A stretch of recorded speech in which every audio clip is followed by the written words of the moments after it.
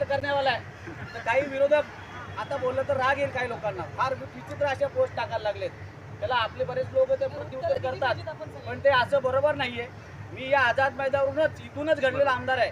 मी काय बाहेरून आणलं कुठून नाहीये.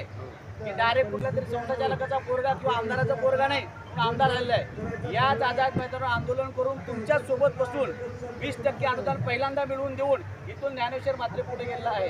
म्हणून मी कधी घाबरणार नाही कोणाला नाही. मी सांगितले माझा राजीनामा पण देऊ शकतो, सांगितलं की नाही. पण आपल्यातल्या बऱ्याच लोकांनी सांगितलं की तुम्ही ते काचेच्या गिरणात चल आणि तुम्ही जर राजीनामा दिला तर आमचं कसं होईल म्हणून. नाहीतर मी माझं पत्र तयार ठेवलंय, देऊ का राजीनामा तुम्ही बोला देऊ शकतो, पण त्याने काही होत नाही.